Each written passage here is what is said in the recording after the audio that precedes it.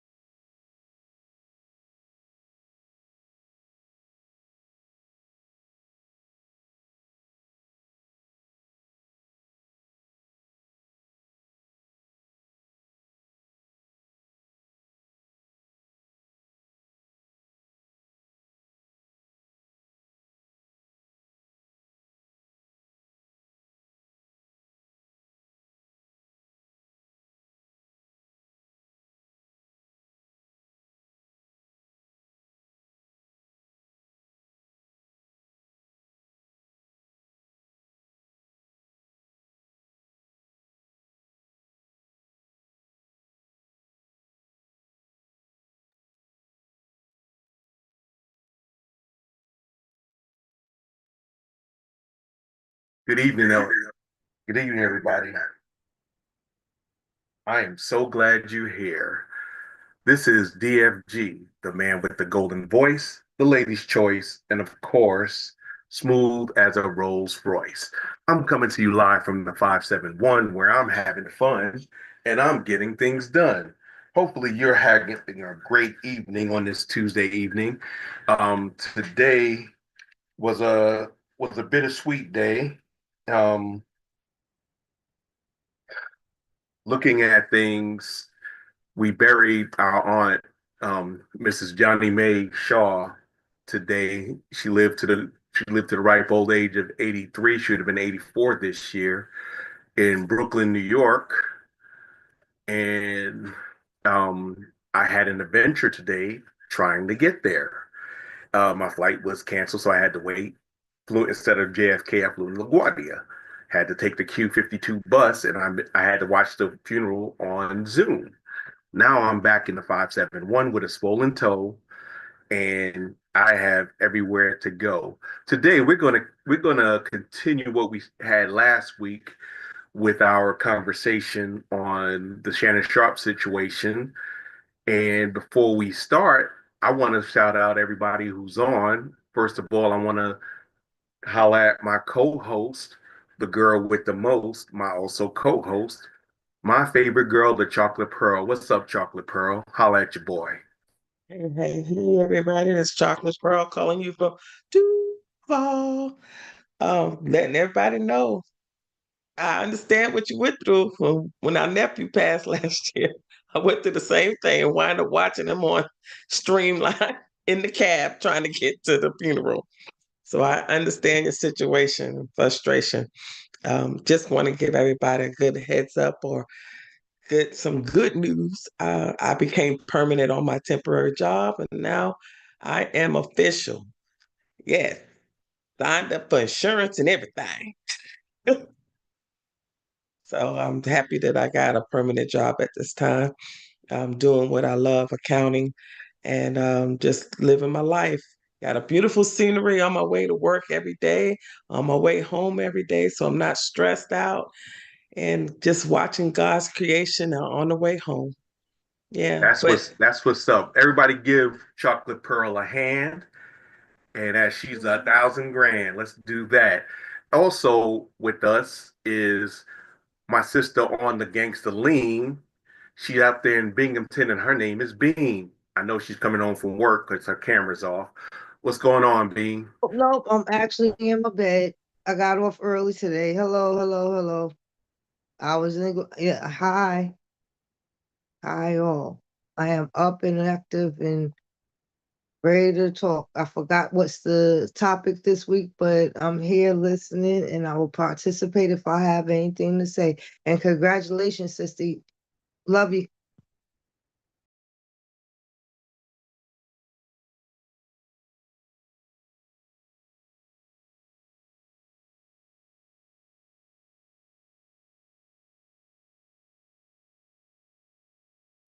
You mute, girl, please. You mute it. You mute it. Can't hear you. You mute it. Can't hear you, brother. Can you hear any Yes, of I us? got to be smarter than the equipment, of course. There you go.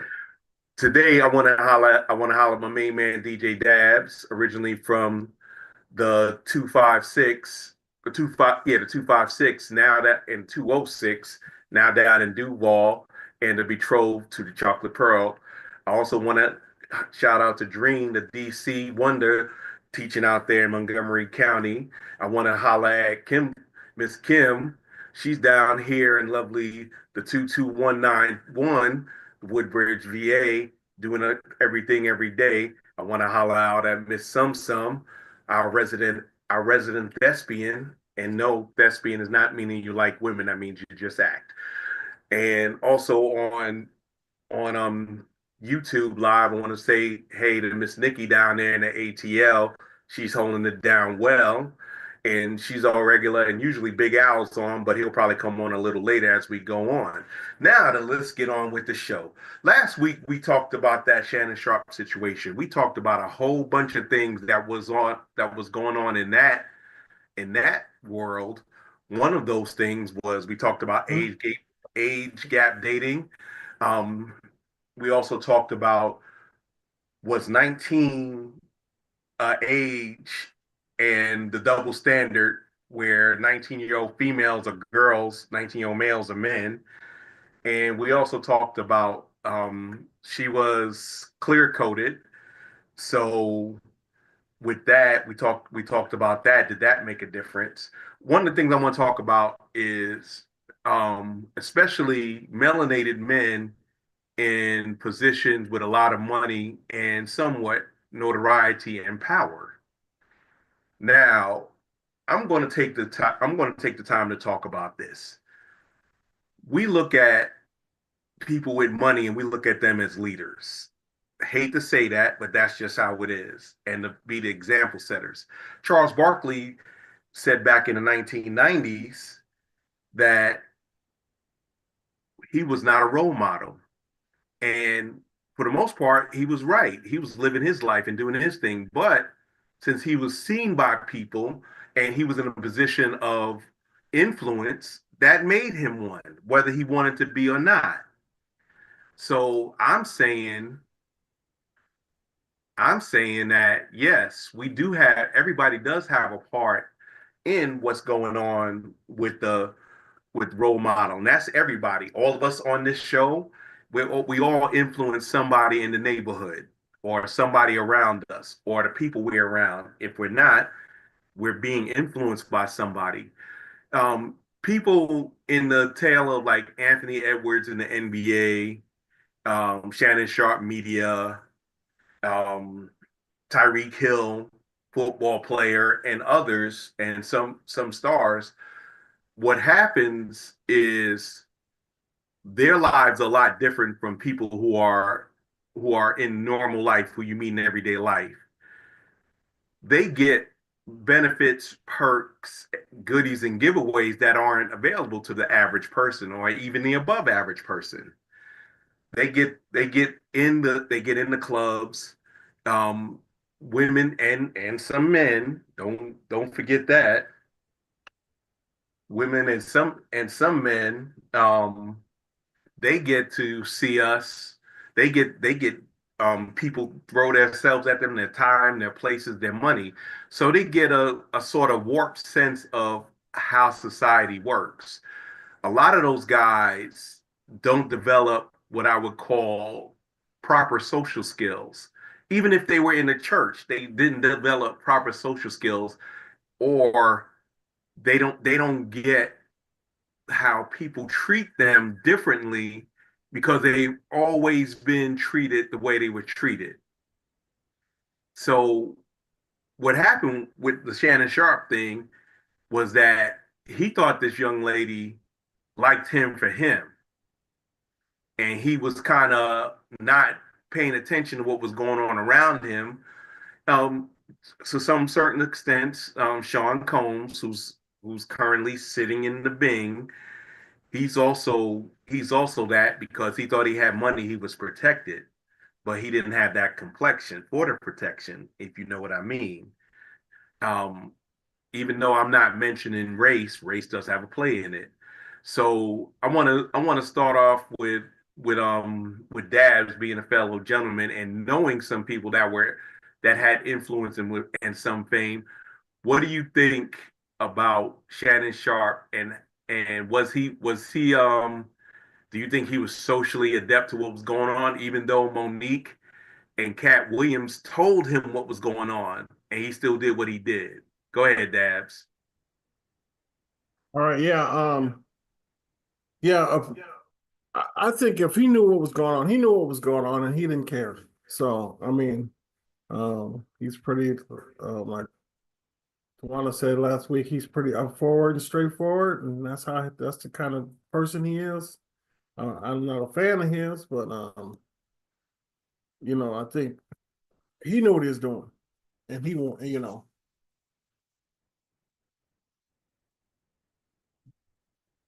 You're muted. Got to be smarter than equipment. Some, what do you think? What's your opinion on that?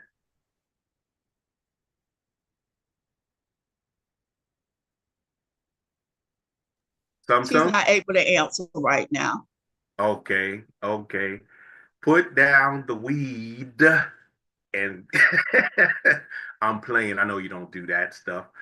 Big Al, welcome to the show, Big Al. What's going on? We're talking about a continuation of last week's show, and the question that I asked was, with Shannon Sharpe,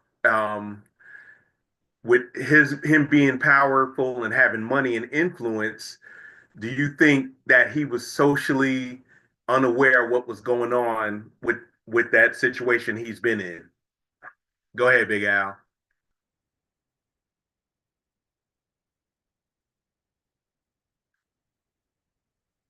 Okay. Yeah, my mute button got stuck there. But I think yes, he was socially aware. If you go back and look, Monique, Cat Williams, a lot of people tried to warn him. And I'm not gonna kick a brother while he's down, but yes, he was aware of what was going on. Uh, his preference in women was, I guess, at the other end of the spectrum. He wanted young and white. And when you're dealing in that age group, then maturity becomes a issue and a concern. So, I wish the brother well. I hope he can recover from the losses, because it's right now potentially in the hundreds of millions of dollars that he's lost that could provide generational wealth for his family. So I just wish him the best. I understand that. Miss Dream, what is your opinion? Well, um, I think for on some level he's a little arrogant, and he comes off very arrogant to me.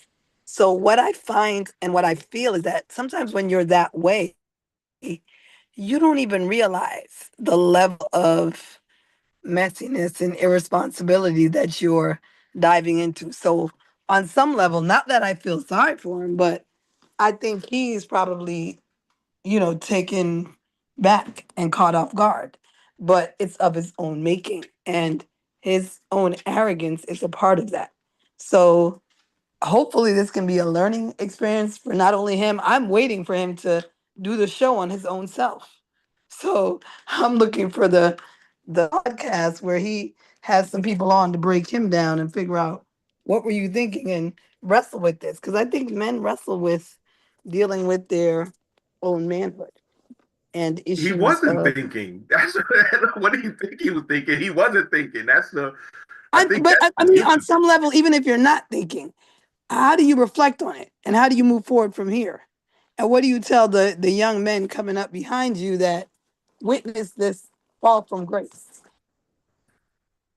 Yeah, that would be nice, but hopefully, and like Big Al said, he was he showed contrition on when he did his video apologizing, and that's a start. But is that really what was going on, or was that damage control? A lot of us go through, a lot of us have that, and a lot of us can be contrite, but a lot of us go through damage control, and we're not acting on sense, and we're just trying to make sure that we ain't messing up our money anymore. Chocolate Pearl, what's your take on it? I think he knew what he was doing, but he just felt that he was superior. He felt that, she's not gonna do anything. She ain't gonna say nothing. We role playing. She's giving me permission. This is gonna be all right. And I think that that's the problem. And so now, why now you're gonna apologize? You wasn't apologizing when you was in the midst of it, regardless of what you did behind closed door. What you do in the dark's gonna come to the light. You know what I'm saying? In one Agreed. way or another, it's gonna come to the light one way or another. However, he knew what it was that he was doing, He just felt that that woman wouldn't have done what she had done, and now he's all caught up in it. But like I said, Monique and Cat Williams told him to his face this was going to happen, and yet he Like went I and said, still he did knew it. what he was doing.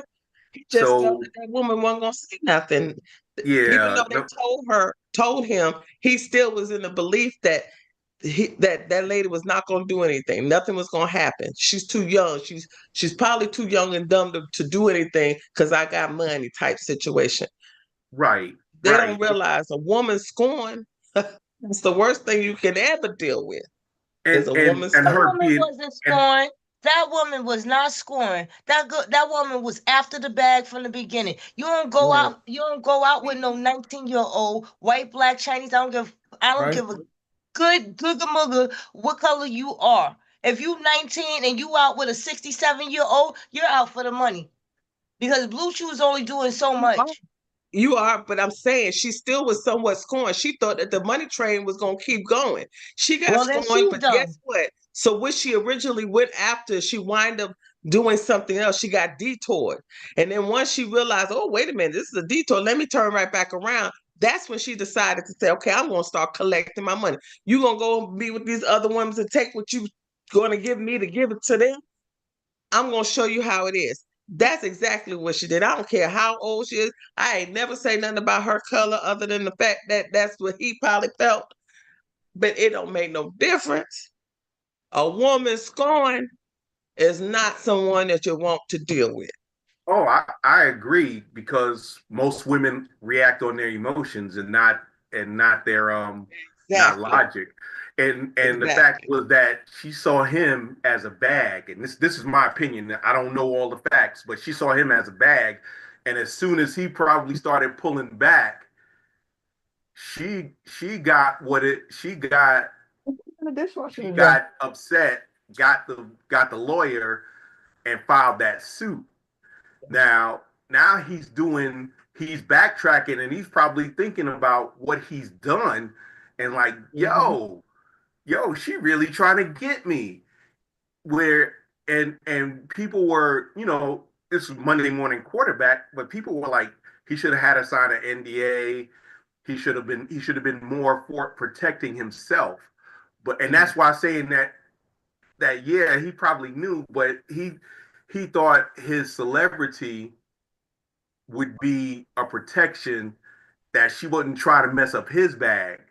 But like you said, young woman, probably probably not all the way there as far as moral compass because she did OF. And I don't I mean, But she felt that long as she was getting that money train was still rolling, she was good. But when she realized that he made a pit stop and that money train was going to slow down, that's when she started saying, okay, wait a minute, I got to readjust. and I agree. I'm gonna ask Miss Kim. She has a she and I talked about this a little bit last week. What do you think, Miss Kim? Um, the way the young girl was thinking, first and foremost, he cheated on me with someone else, and I'm supposed to be the only one. Oh, it's get back time. So first and foremost, her way of thinking, oh, I'm gonna get him before he think he got me, but I'm gonna get him. So what she did, And it started she coming out. called him up and she recorded him, even though what they did behind closed doors, the choking part, that was their role play. That was their thing. But she Exactly. made it public by recording him. She already had her lawyer on deck. She knew exactly what she was doing. This is what women do. That was the get back. So I'm gonna get you before you Petty think you Betty. got me. It, So why do ladies do that? That's the question that I got. Why do ladies do that in general? we I'm not think gonna say all ladies do this, but it's quite a few of them out there that does it because they think they are supposed to be the only one, even though you may not have put no stipulations or said you my girl.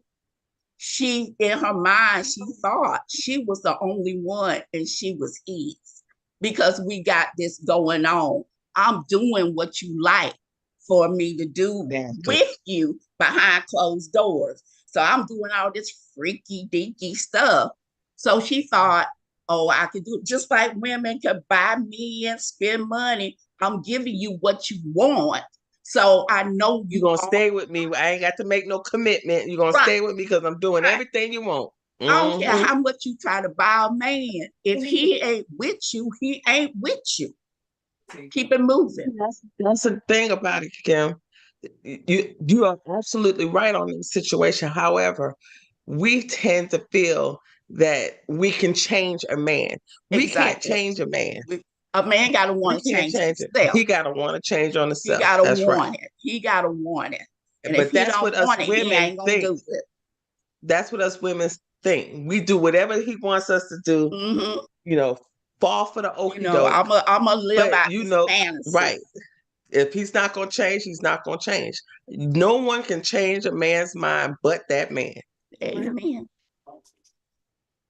Go ahead, Al. Yeah, I'd like to stretch DFG's question of why the women do that. I think men do that too. I tell you, I've been in situations where I thought I was the man and she's telling me, hey, you putting it on me and all them words that we want to hear.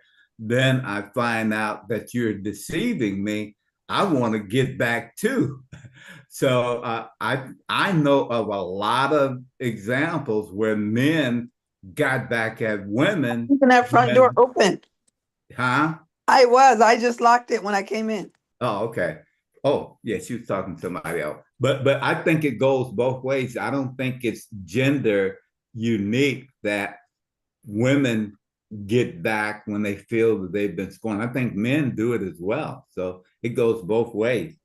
But that's only men, Big Al. That's only men who ain't got nothing to lose, and you know they trying to they getting around and they they see that money train on that end, and yet and it happens again, and they do that. I don't agree with that.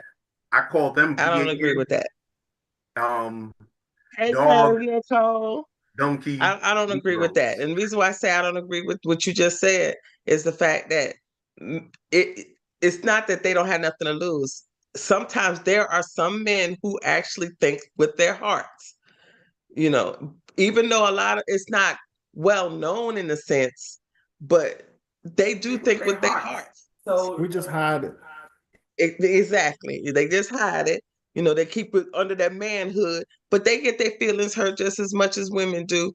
But women are more traditionally have a tendency of reacting with their hearts, regardless of the situation. But once that heart has been broken, here it come the wrath. Here come the wrath.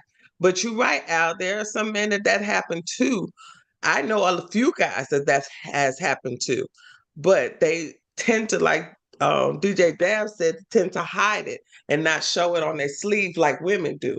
But like I said, women are different because of the fact that we constantly, there are, I'll say 99% of women who react with their heart. Yes, but once that heart is broken.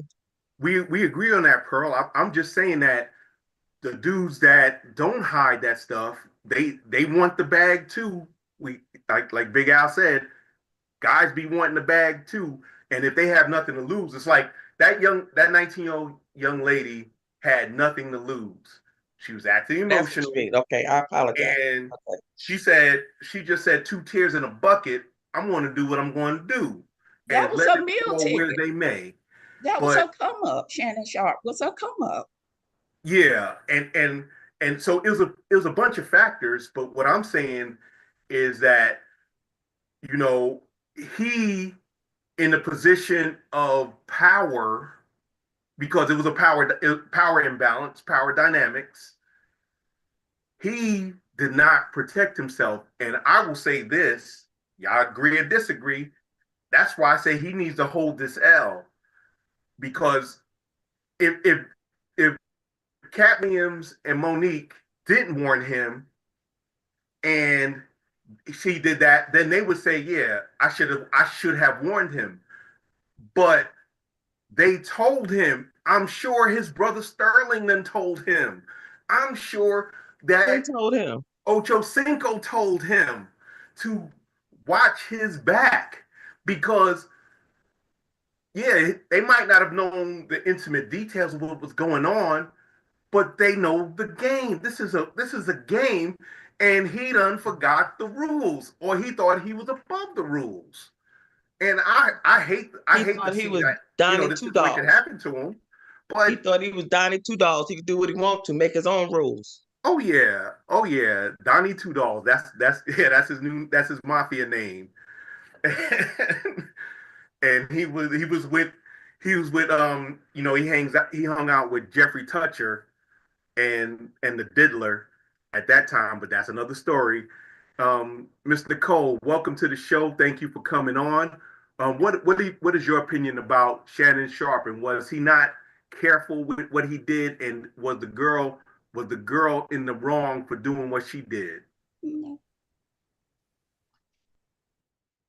I don't think that she was in the wrong for what she did. I mean, she was probably coached from somebody to go a little bit further in her grievances, obviously with the amount of money that was being asked for.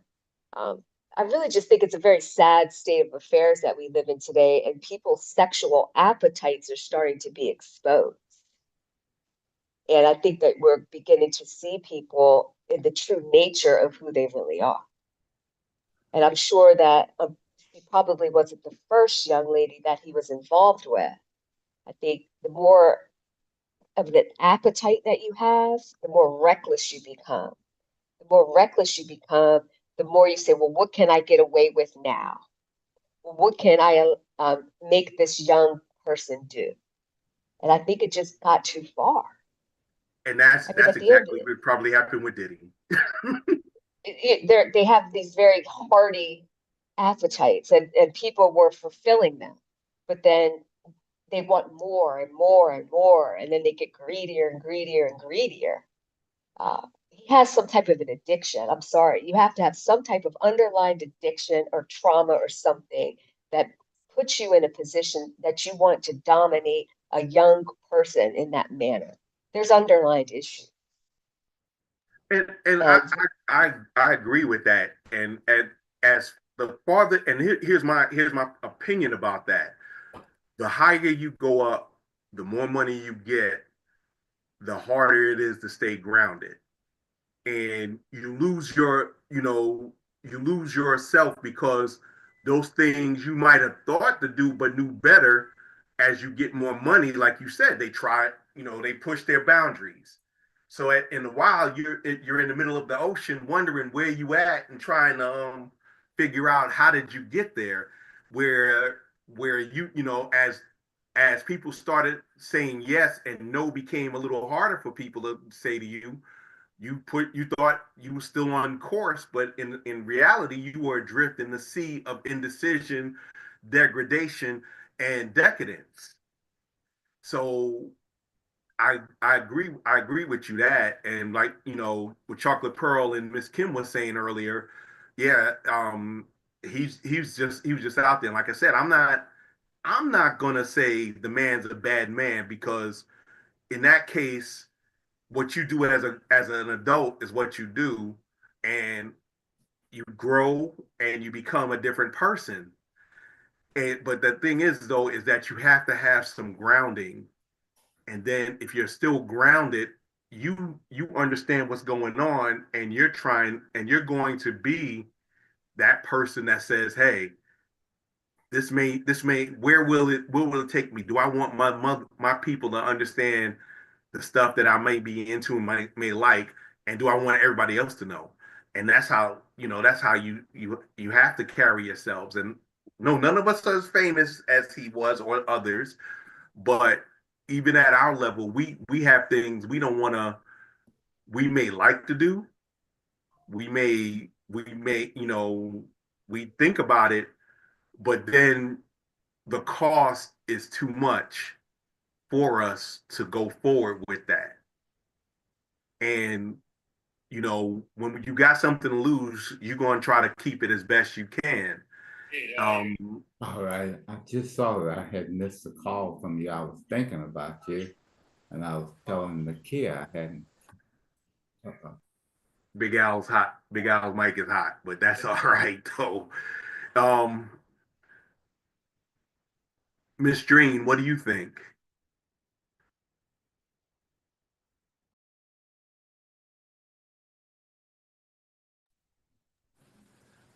Miss Sum Sum, are you there? I Big think, Al. Okay, go ahead, Miss. I mean, I think you're right, but I feel like I said, it still goes back to arrogance, lack of acting like you don't know what it really is out here. Because I feel like, basically, to be honest, to me, it seems like he got played, and I'm not sure she played him or they were playing each other, but she doesn't, she's smart enough to know that she wanted that cash. And to me, she waited just the right time to hit him with this. And to me, he should have saw it coming because she had too many tapes. She was getting her receipts together. So it's clear that you put a little bit too much trust in her. And it is what it is. That's true. You're placing your trust in things that you really don't know because do you really know those people? True. True. Carmen has a comment. You're Oh, Go ahead, uh, Carmen. what is behind it? Back in the days, I used to date this dude who told me he had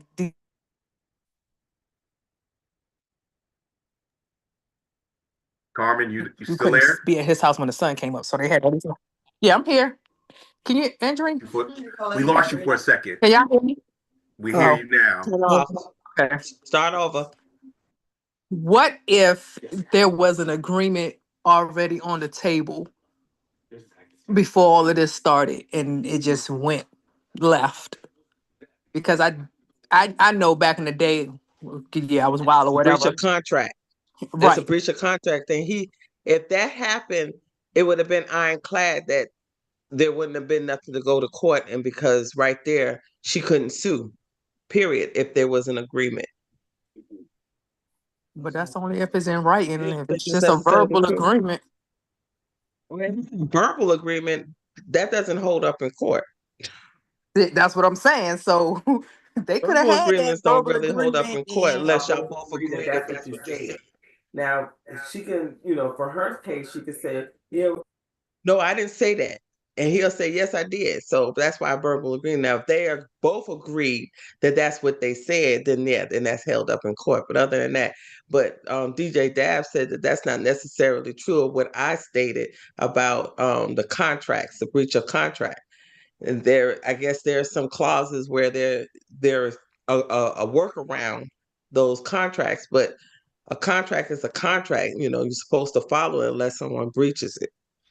all right. But yeah, I don't know the whole true story behind whatever. But at the end of the day, somebody, well, at the end, I think they both got what the hell they wanted. So now, I think, like I said earlier, I think that um, what's possibly happened is her feelings got caught up. She probably started out as, okay, I'm gonna get this bag, I'm gonna get this bag, but then when it seemed like she was exclusive with him, even though in his mind they weren't, in her mind, she started thinking that he's exclusive because he's spending all his time with me. He's always coming over. We're doing all this crazy stuff. Her feelings was getting stronger and stronger. But then when she realized, wait a minute, hold up, he's pulling back on me. Then she said, okay, let me start collecting my receipts. And if he's gonna, like I said, a woman scorn is not a good thing. It's not a good thing because we can really tear some stuff up when we scorn, and we may even destroy ourselves in the process, but we still don't care because we scorn. And I just think that, like a lot of the people were saying, that she calculated her situation. She said, okay, now it's time to start pulling out receipts and start getting my bag again. She started with a bag, stopped a little bit. Now she went back to her bag, but now she's going to her bag through a legal situation. And we just got to sit back and see if we care to sit back and watch everything unfold. That's Because a it's always Actually, that's It's always his, Oh, yes. hers, and then the truth. and that's a valid point. Um, I can definitely understand. I can definitely understand you people thinking that way. But like I said, it goes back to him. No matter what she did what she did. It all goes back to him that he did not protect himself. Right. That's the big issue. Um, That's the big issue. He didn't protect, and for, like you said, for him to be a celebrity and seeing all the stuff that's been going on, R. Kelly, P. Diddy, it's a lot of those are just the main one. Donnie Two Dolls. and also you got to All think that goes about back to you have to protect yourself at the end of the day. Because when you got all that money and you're out there in the limelight and everybody sees you, like you stated before, even though you think you're not a role model, when you're constantly being seen on the media, on the TV, and in the sports and whatever the situation, and you're out there, you become a role model, whether you want to or not. Like you stated, you become a role model. Now, for us smaller people, we become role models for our co-workers, our church members, our friends, our family. We our become role children. models for them, our children, right? But for when you are out there and you're being seen throughout the world, not just the United States, but the world, you become a role model because what you're doing, they're watching. And that most likely they want to follow you because they see that you're getting all this money, all this influence, and I'm watching you. So you become a role model. So he needed to protect himself from day one. If you feel that you got to be all exotic about your sexual life, you need to make sure your sexual life stays private at all Agree. times. I agree, Chocolate Pearl. Let's give Chocolate Pearl another hand. She got her a permanent job, and she's just knocking them down, knocking them down. Let me go back to Big Al. Big Al, you off the phone yet? Yeah, I apologize. That was my son calling in, and I forgot to go mute. So I apologize. That's all right. That's all right. Um, is you were since we've known each other for years, and you had pretty big position in the military, and when you worked as a civilian on Fort Eisenhower, um, how did you carry yourself, and what did you think of how did how did you handle your discretionary situations? I tell you, money can be very addictive, power, and influence if you're not mature enough to handle it, will make you do some stupid things. And in my military career as a battalion commander, I commanded the largest signal battalion in the Army with 1,800 soldiers. About 800 were females. And that was a struggle every day because when you have beautiful women coming to you, well, Colonel Morrison, I love you. I want to do this for you. I want to do that. I mean, I could have gotten away with it, but there was a part of me that says, I can't let these soldiers down who are putting that trust and confidence in me.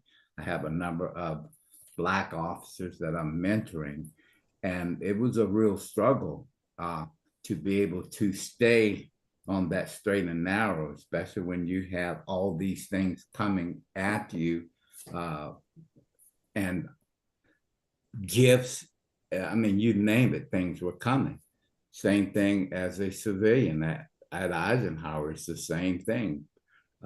You'd be amazed at how many women came in my office. And if you all remember Sharon Stone in that movie where she came in, didn't have any underwear.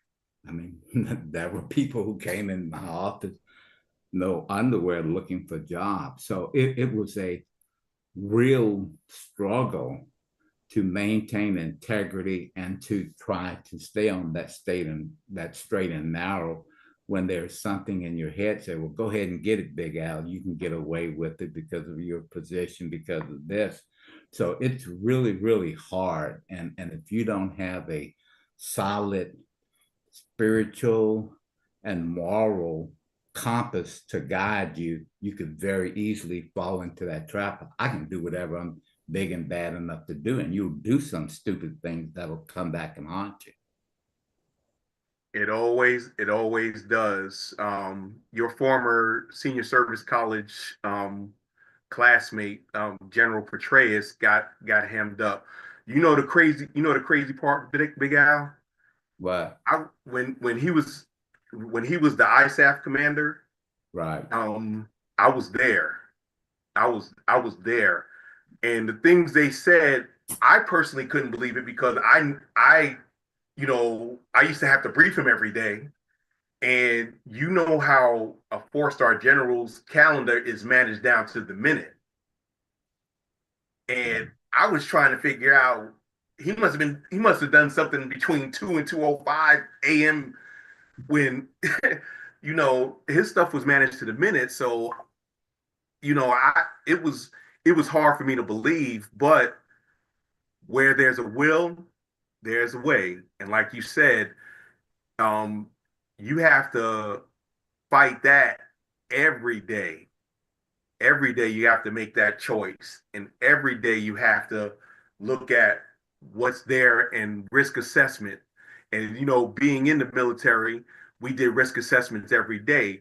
We do, even if you're not in the military, you do a risk assessment every day. And it's not living in fear, it's living in knowledge. right. And the more you know, the more you should understand on what's going on with what's going on around you.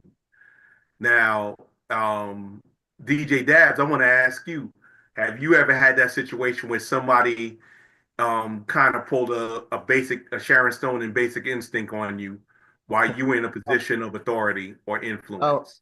I was just telling her that. That's why I put my mic on. So, uh, I wasn't in the military, but I worked for the military back in my club day, DJ club days.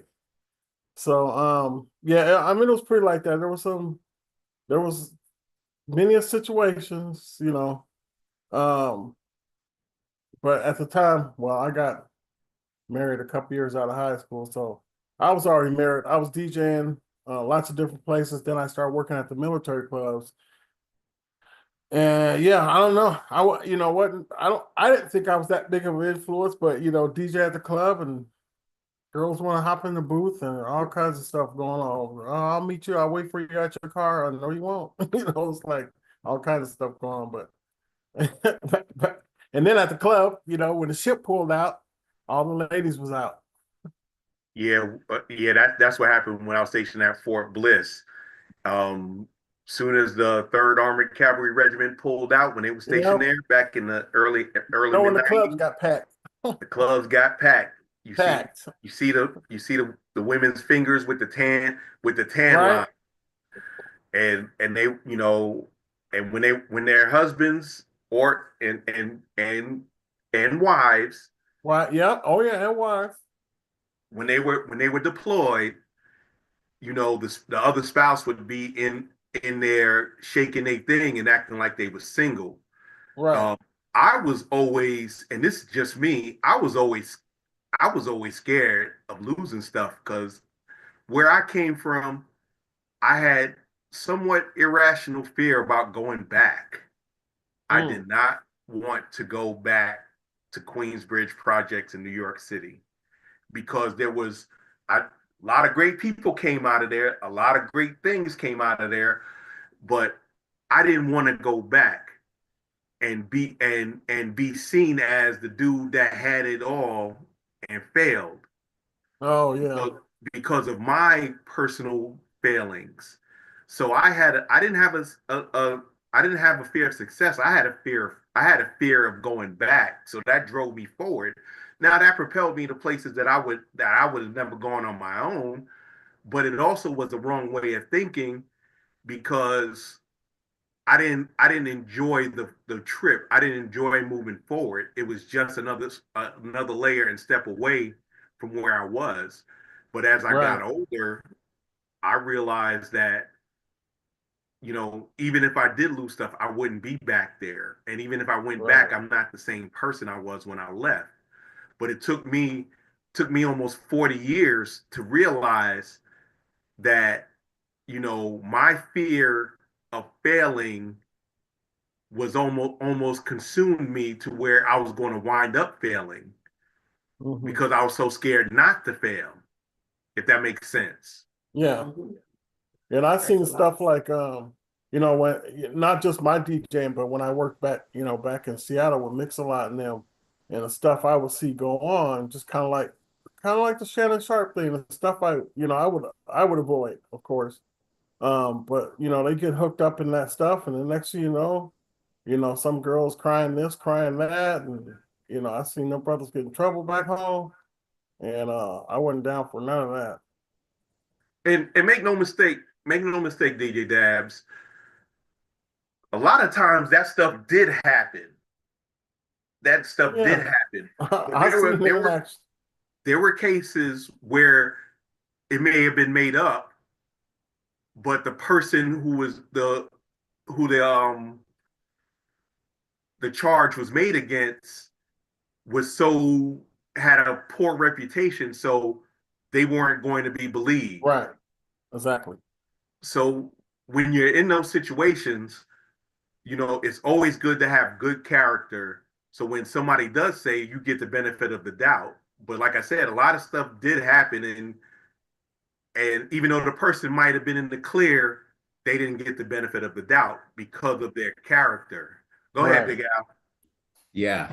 And to your point of not wanting to fail, I think that was the biggest driving factor for me, not wanting to fail and disappoint people who put that trust and confidence in me. And in the back of my mind, I had a little voice telling me not to do it, because if I had done it during my military career or my civilian career, I think I would have been cooler talk, where everybody, well, I'm giving it to the commander, I'm giving it to the senior director.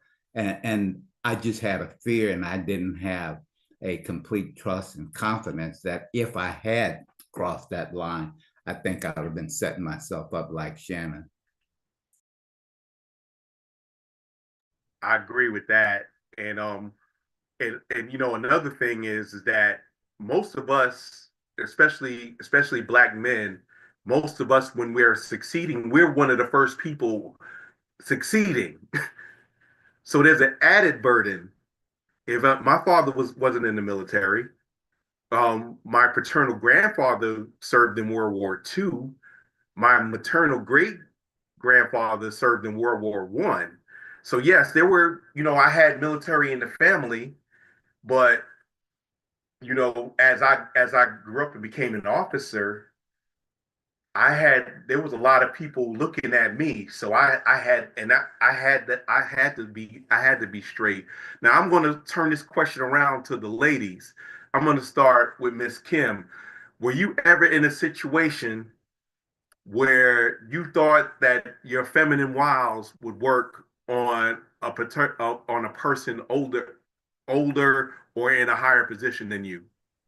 Or did you see some women who actually did that? No, I never experienced anything like that.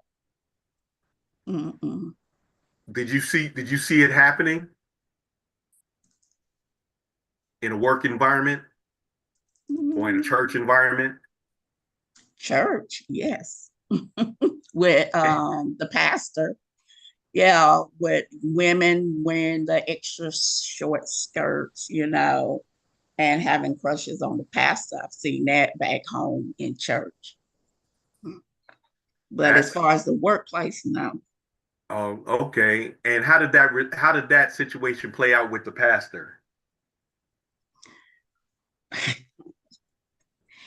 It was a affair that happened, and they both was married. It didn't pan out well, and the bishop of the church had to come down and remove the pastor. So yeah.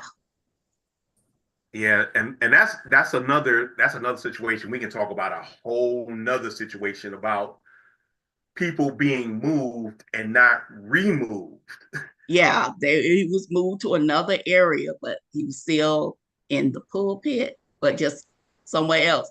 And my thinking was, well, he can always do it at another church, you know. Bingo. Bingo. Bingo. You And not that's solving the situation, you just removing him from one church and putting him in another church where he can do the same thing. So yeah. that's my point, is that, and this is, I can't say this for everybody, but I can say this with the Black church. A lot of times, and the Catholic church in a way, a lot of times people are not removed, they're just moved. So you're Yeah, just just moving the being problem reassigned. somewhere else, and Mhm. there's no real accountability. And that's why a lot of those people are getting those bags now. Miss Nicole, have I know you probably never tried nothing like that. Your mother would have probably skinned you alive, but have you seen that happen in your work environment or in church? I mean, I don't think I personally have seen that. I think that I personally have done that when I was younger, but this was after my parents moved to Arizona. I still lived in Pennsylvania, and I worked for Amtrak, and I worked on the train. And I was 22.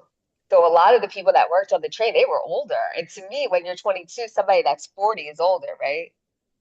And I think that I probably utilized that to probably get certain favors.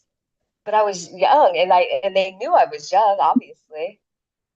So I think I can say that I had participated in that Now, when I was younger. what did you look at that as empowering, or was that something, just use what you got to get what you want? I used it as the fact that it was exciting, I guess, because I worked on the train and I traveled all over the country on the train. I worked on those long hauls, and there was a lot of stuff that went on in those long hauls.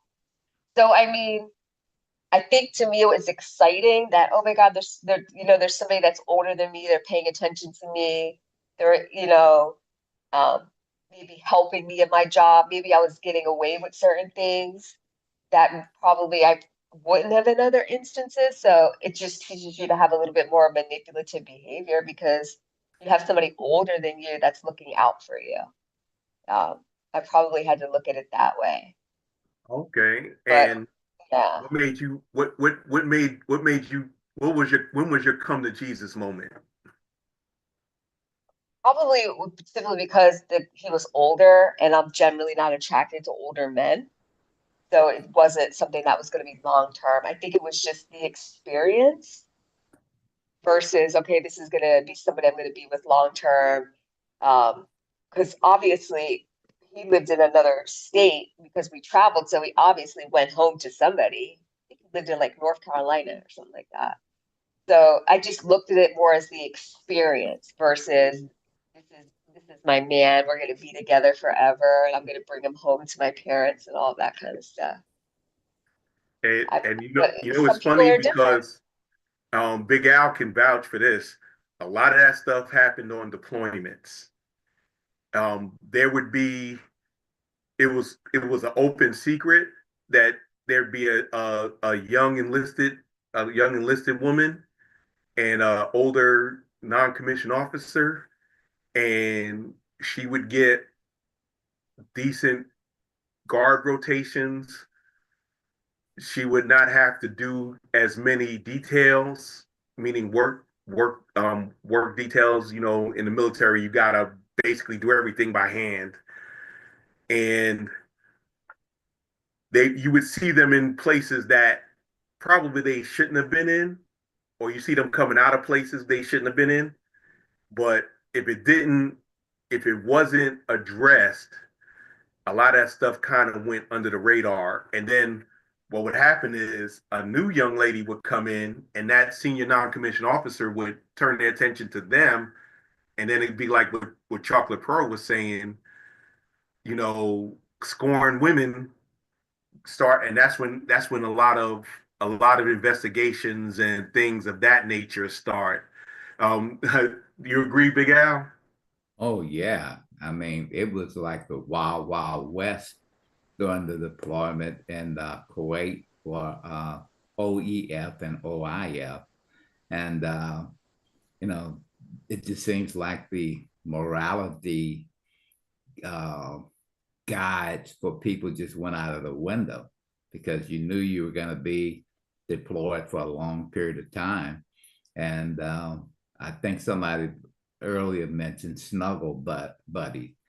People were looking for snuggle buddies. And if you were lower enlisted as a man or a woman, you wanted to get a come up because you knew the higher up the officers were, the better living conditions they had. They had showers, they had beds, they had TVs and things that lower enlisted people and lower ranking officers didn't have. So you wanted to get a come up. So it was the wild, wild west while I was there. Yeah, trust me, I remember those days, and um, yeah, I do remember those days. But the big thing is that the takeaway is that relationships, even between consenting adults, could have a power dynamic. And if there's an imbalance, there's going to be situations like that where the person that doesn't have the power but has what the person in power wants, and they use what they have to get what they want. The issue becomes when it affects operations, whether you're in the church, whether you're at work, whether you're in a social club, whether it's just a family friend situation. There, people have got to govern themselves accordingly. That's what they used to say in church. When you leave the church, they say, govern yourselves accordingly. And in the word, it does say, it's First Thessalonians 5 and 17 says, eschew all, paraphrasing here, eschew all appearances of wrongdoing. Meaning you may not be doing it, but if it looks like it, you gotta avoid even it looking like something's wrong. And that's kind of where Mr. Sharpe is on that end. He didn't do anything illegal. He didn't do anything unethical, borderline immoral, but I'm not going to go there. I'm not going to legislate morality. But it's the appearance of something not right that got people riled up and got him hemmed up. Well, we're coming to the end of this show, and I'm glad that everybody came on. This was a good topic. We'll find something else to talk about, and this is, part of our family call. And even though we might not be related by blood, we still, when you're on this call, you're on this show, you're on DFG's Corner, you're family, and we're gonna treat you as such.